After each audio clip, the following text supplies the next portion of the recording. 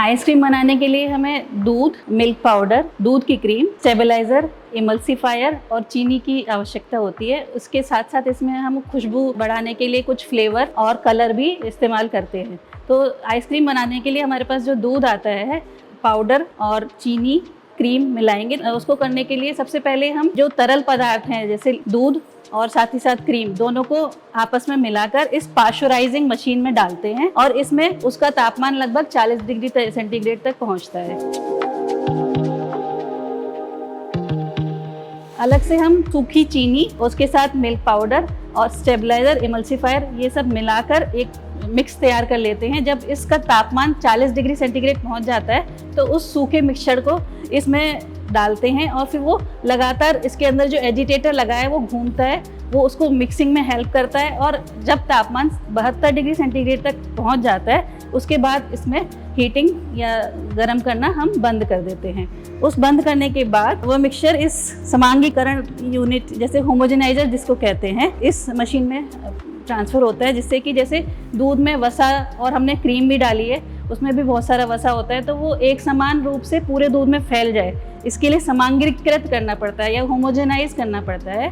तो वो इस मशीन के द्वारा होता है। दूध पाइप की सहायता से इस मशीन के थ्रू द्वारा पास होता है और वहाँ पर जो दूध के वसा के पार्टिकल हैं, कण हैं, वो छोटे छोटे टुकड़ों में बदल जाते हैं और वो एक समान पूरे दूध में मिक्स हो जाते हैं। फिर यहाँ पर दूध का तापमान लगभग 60 से 70 डिग्री सेंटीग्रेड के बीच में होता है। उसे हमें ठंडा करना पड़ता है। तो ठंडा करने के लिए ये हमारे पास सरफेस कूलर है। सरफेस कूलर में ये जो रॉड्स हैं, इनके अंदर चिलिंग एजेंट, ठंडा करने वाला पदार्थ पास हो रहा होता है और दूध हम ऊपर से नली के द्वारा वहाँ वो नाली नुमा स्ट्रक्चर में डालते हैं और दूध नीचे इस नलियों के बाहर गिरता है। और जब ये यहाँ से नीचे गिर रहा होता है तो जो तापमान यहाँ पर 60 डिग्री सेंटीग्रेड था, अब वो यहाँ पर पहुँचते पहुँचते 10 डिग्री सेंटीग्रेड के आसपास पहुँच जाता है।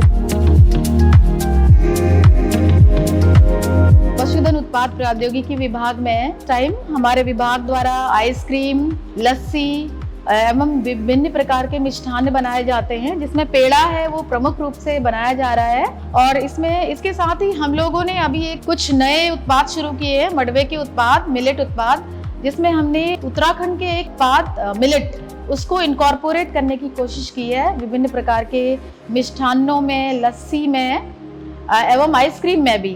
तो यहाँ पे हम लोग बात करेंगे मडवे की बर्फी की।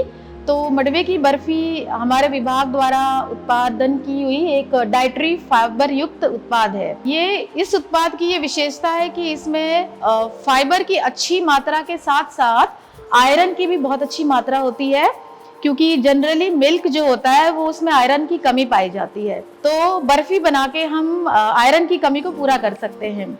और ये बर्फी विशेषतया छोटे बच्चों के लिए बहुत अच्छी है, क्योंकि संवेदी गुण या सेंसरी गुण जिसको हम कहते हैं, उसकी दृष्टि से हम इसको देखेंगे तो हमें चॉकलेट की तरह दिखेगी।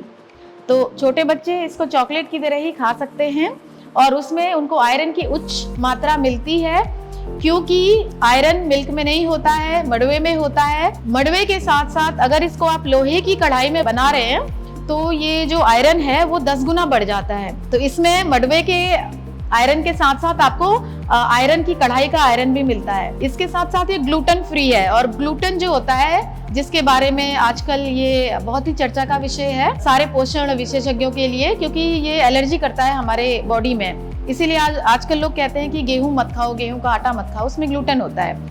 तो ये ग्लूटेन फ्री उत्पाद है और इसको बनाने के लिए हमें कुछ बहुत ज़्यादा सामग्री की ज़रूरत नहीं होती है। बहुत ही साधारण सामग्री से ये बनाया जा सकता है। के बाद ये दूध यहाँ से निकालकर इस एजिंग वेट में हम इकट्ठा कर लेते हैं। एजिंग वेट में जैसे कुछ जो हम स्टेबलाइजर्स यूज़ करते हैं उसमें एजिंग की आवश्यकता होती है। एजिंग मतलब कि जब आइसक्रीम आप खाते हैं तो वो खाने में चिकनी होती है और उसमें कुछ हवा भी होती है। जैसे अगर आप आइसक्रीम खाएंगे तो वो सॉफ्ट लगेगी, उसमें आइस के क्रिस्टल मतलब जो बर्फ़ के कण नहीं महसूस होंगे। तो उसके लिए एजिंग करनी पड़ेगी और साथ ही साथ एजिंग करने के बाद लगभग 4 घंटे तक एजिंग करते हैं, जो 4 डिग्री सेंटीग्रेड पे की जाती है। इस एजिंग वेट में तापमान 4 डिग्री सेंटीग्रेड पे पहुंचता है और लगभग 3 से 4 घंटे इसमें रखना पड़ता है। ये अलग अलग स्टेबलाइजर के लिए अलग अलग आवश्यकता होती है, लेकिन कभी कभी जैसे सोडियम एल्जिनेट है, उसमें 4 घंटे रखने की आवश्यकता नहीं होती। हम तुरंत ही 4 डिग्री सेंटीग्रेड पहुंचने के बाद आइसक्रीम मिक्स को डायरेक्टली ये बैच फ्रीज़र में डाल सकते हैं। इस मशीन को हम कहते हैं बैच फ्रीज़र। बैच फ्रीज़र, इसमें एक साथ फ्रीज भी होती है मशीन और उसके साथ साथ विपिंग, मतलब कि उसमें हवा भी मिक्स की जाती है। तो उसके अंदर एक डैशर और स्क्रैपर होते हैं। ये जो इसके ड्रम है उसके अंदर चारों तरफ आइसक्रीम फ्रीज होती है और स्क्रैपर जो होता है उसको खुरच के बीच में लाता है और साथ ही साथ एयर बाहर से पास की जाती है। एयर इनकॉर्पोरेशन मतलब हवा भरना, फ्रीज करना। तो फ्रीज करने के बाद ये आइसक्रीम सॉफ्टी के रूप में यहाँ से, इसमें एक नोजल होता है उससे बाहर निकल के आती है। प्रेशर है और ये स्क्रैपर।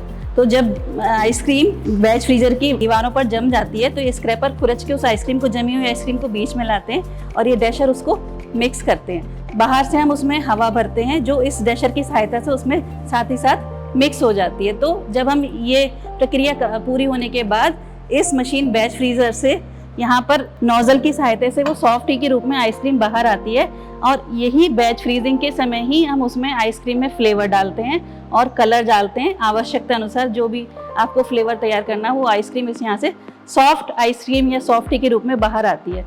सॉफ्ट टी के रूप में जमने के बाद हमें उसे -20 पर फ्रीज करना पड़ता है जिससे कि वो हार्ड हो जाए।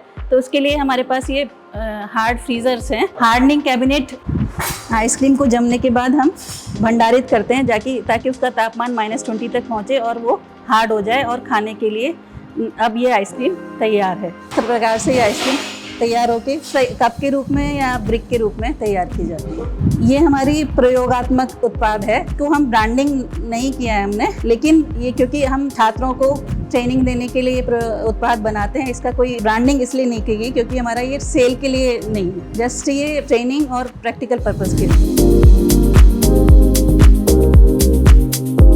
घर पे मड़वे की बर्फी बनाने के लिए सबसे पहले हम लोगों को मड़वा चाहिए और मड़वा जितना हमने दूध लिया उसका 3% तक मड़वा हमको चाहिए। 7% इसमें चीनी चाहिए और इसके अलावा 1% इसमें हम ड्राई फ्रूट्स यूज कर सकते हैं। इलायची का पाउडर इसमें 1% यूज कर सकते हैं और आप चाहे तो इसमें थोड़ा सा अमाउंट केसर के धागे भी यूज कर सकते हैं। तो इसको बनाने के लिए सबसे पहले कढ़ाई में खोया बनाना होता है और खोया जब ढीली अवस्था में होता है तो उस ढीली अवस्था में 3% तक मड़वा मिलाया जाता है और उस मड़वे को आपको चीनी के साथ मिलाना होता है और धीरे धीरे धीरे आपको चलाना होता है। और चलाने की प्रक्रिया में जो मड़वे के फाइबर हैं वो चीनी के साथ एवं आग की तपन के साथ जिलेटिनाइज होके सॉफ्ट हो जाते हैं और इसका एक अच्छा सा टेक्सचर आ जाता है। उसके बाद उसमें हम थोड़ा सा इलायची का पाउडर मिक्स करेंगे।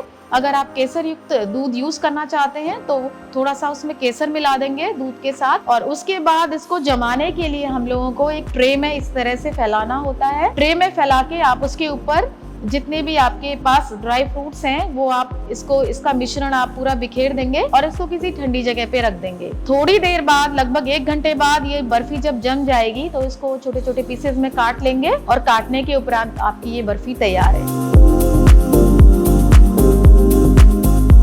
नहीं, शरीर पर इसका कोई प्रभाव इसलिए नहीं क्योंकि हम इसको परमिसिबल लिमिट में डालते हैं। हर फ्लेवर के लिए एक परमिसिबल लिमिट है, उससे अधिक हम मात्रा का उपयोग नहीं करते। हर फ्लेवर की मात्रा हम जितना हमें परमिशन मिली हुई है उससे ज़्यादा इस्तेमाल नहीं। हम यहाँ पर जो बनाते हैं butter scotch, vanilla, pineapple, strawberry और चॉकलेट फ्लेवर की आइसक्रीम बनाते हैं और इसके साथ साथ हमने एक नया उत्पाद भी तैयार किया है जो कि जैसे आजकल मोटे अनाजों का काफ़ी प्रचलन है तो मड़ुआ मिला के भी हमने मड़ुआ युक्त आइसक्रीम भी बनाने का यहाँ पर प्रयोग थे। इन फ्यूचर हमारी तैयारी है, अभी तो ये डाइटरी फाइबर युक्त है, हम इसको एक फंक्शनल फूड बनाना चाह रहे हैं। फंक्शनल का मतलब होता है कि जिसमें डाइटरी फाइबर हो, जिसमें नमक ना हो, जिसमें चीनी ना हो, उसकी जगह हम कोई हर्बल चीजें इसमें यूज कर ले तो उसको फंक्शनल फूड कहते हैं। मिलेट की मिल्क के साथ एक फंक्शनल बर्फी बनाने की प्लानिंग कर रहे हैं। उसमें हम चीनी का रिप्लेस करके उसकी जगह शुगर का कोई और स्रोत यूज करेंगे और उसमें कुछ हम विटामिन वगैरह किसी नेचुरल सोर्स से यूज करके ऐड करेंगे ताकि वो प्रेग्नेंट महिलाओं या छोटे बच्चों के लिए उपयोगी हो। आइसक्रीम बनाते समय जैसे मैंने उसकी प्रक्रिया में बताया था कि उसमें कुछ हवा भी डाली जाती है। तो जैसे आइसक्रीम बनाएंगे तो अगर हम 20 लीटर दूध लेते हैं तो उसमें लगभग 5 लीटर क्रीम डालेंगे, 5 किलो चीनी डालेंगे और 2 किलो स्किम मिल्क पाउडर डालेंगे। तो टोटल मिला के ये जो मिक्स तैयार होगा उससे हमें 60 लीटर तक आइसक्रीम आसानी से प्राप्त होती है। आइसक्रीम एक अच्छा बिजनेस इसलिए क्योंकि इसका जो उत्पादन है उसका मात्रा काफ़ी ज़्यादा है। तो अगर एक बार आपने जो प्लांट लगाना है उसमें जो लागत लगती है वो एक बार की लागत है, उसको लगाने के बाद आप लगातार बहुत लंबे समय तक उससे आइसक्रीम तैयार करके लाभ अर्जित कर सकते हैं। पनीर दूध से बनने वाला अधिक तापमान एवं अम्ल की सहायता से फाड़ कर तैयार किया गया दुग्ध उत्पाद है। उसको बनाने के लिए हमें दूध को सबसे पहले गर्म करना पड़ता है। तो पाश्चराइज़र जो हमारे पास है उसमें दूध को लगभग 80 डिग्री सेंटीग्रेड तक गर्म करते हैं। उसमें गर्म करने के बाद हमको उसमें कुछ अम्लीय तत्व डालने पड़ेंगे। अम्लीय तत्व अलग अलग हो सकते हैं, जैसे कि साइट्रिक एसिड, लैक्टिक एसिड जो कि दही या मट्ठे के रूप में आपको मिल सकता है, और एसिटिक एसिड जैसे सिरका, और हमारे घरों में आमतौर से नींबू बड़ी आसानी से मिल जाता है तो वो नींबू भी हम इस्तेमाल कर सकते हैं पनीर को फाड़ने के लिए। हम अपने इस यूनिट पर साइट्रिक एसिड का प्रयोग करते हैं। इस साइट्रिक एसिड को हम 1% सॉल्यूशन यानी कि 100 ml पानी में 1 ग्राम डालकर घोल तैयार करते हैं। उस घोल को हमें गर्म करना होता है। घोल को हमें गर्म करना होता है जो कि लगभग 80 डिग्री सेंटीग्रेड तक ही गर्म करते हैं। अगर ठंडा घोल डालेंगे तो पनीर अच्छा नहीं बनेगा।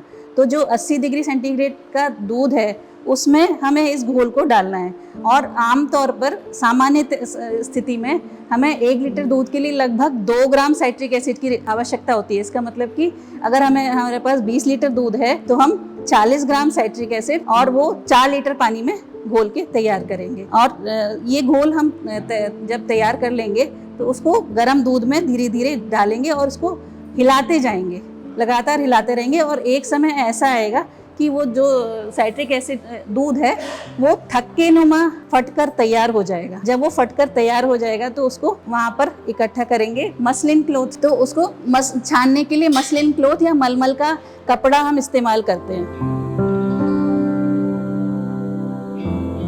मलमल के कपड़े में इसको छान लेते हैं, और ये पनीर प्रेस है हमारे पास। पनीर प्रेस में इसको इस तरह से रख के वो पनीर जो फटा हुआ है उसको इसमें छान लेते हैं। छानने के बाद इसको दबाया जाता है, तो पनीर पर एक समान प्रेशर डालने के लिए इस पर ये वेट रखा जाता है। तो ये वेट है, इसको इसके ऊपर ऐसे रख देंगे तो पनीर दब जाएगा।